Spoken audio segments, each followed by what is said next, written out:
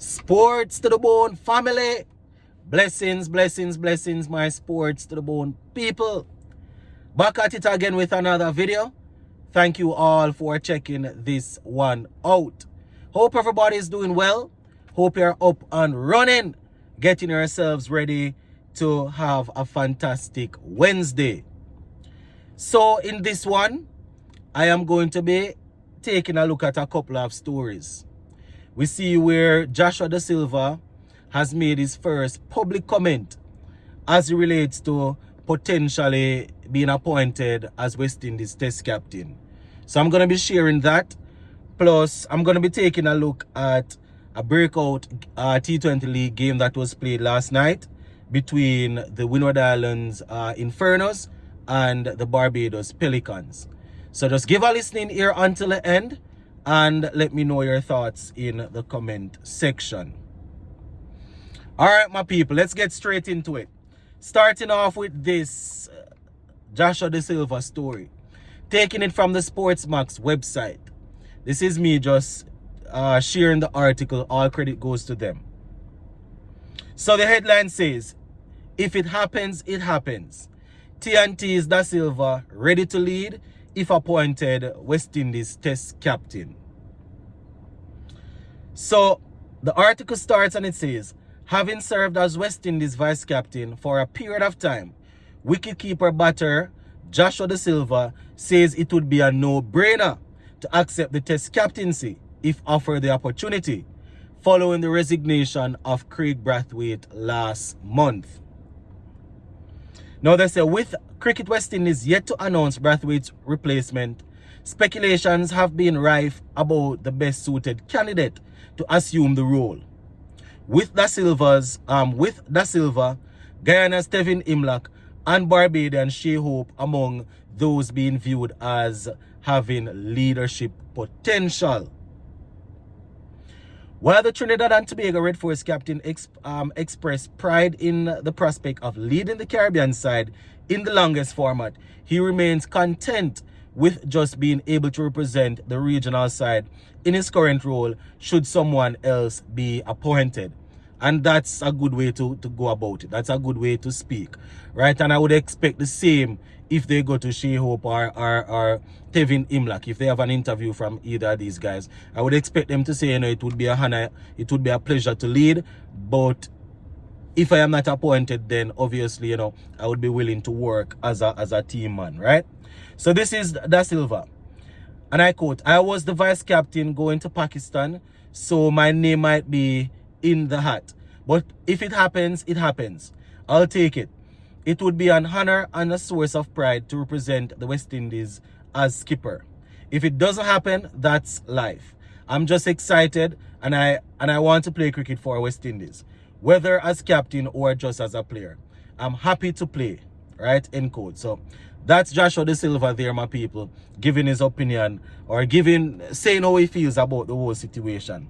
Just to remind you, Da Silva has 33 caps at the test level, right?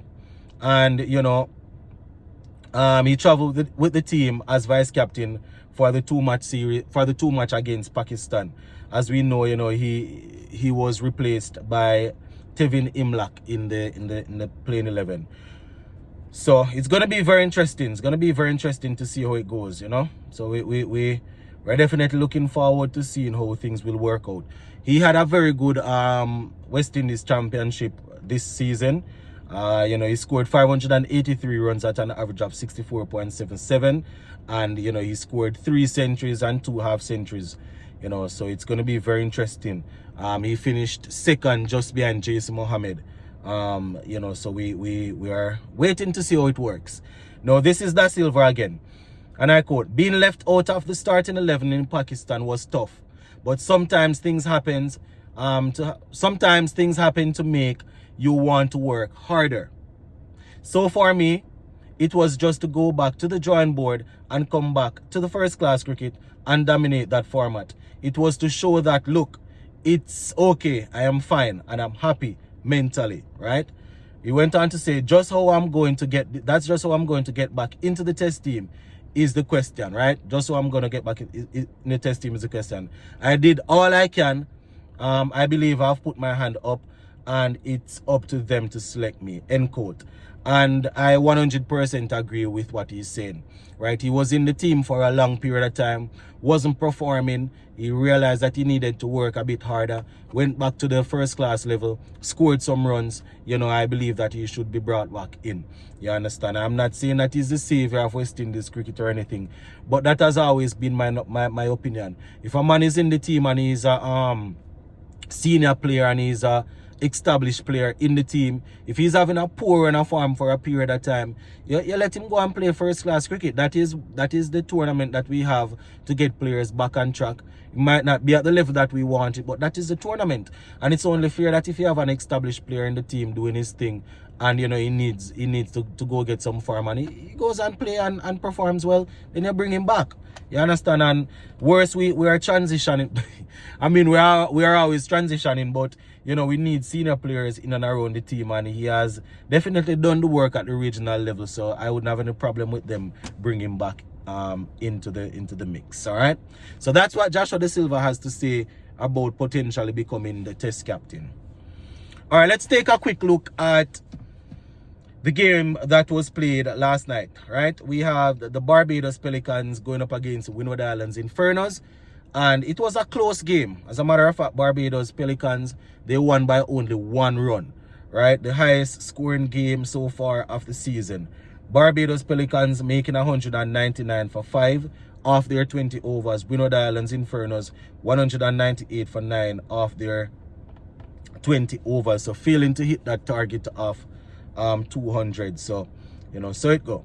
Let's take a look at Barbados batting. Cheyenne Brathwaite opening the innings. He scored 85 from 50. Right, 9 fours and 4 sixes, strike rate of 170. Right, so some good batting there. He was supported by Kevin Wickham, who got 64 from 46, 6 fours and 3 sixes, strike rate of 139. Right, so those were the two main contributors. Kadeem Alain, he got 22 from 11. Those were the two main contributors with the bat. Naeem Young was left not out on 11, having faced 7 balls. Let's take a look at the bowling for the Windward Islands Infernos. Avinash Mahabar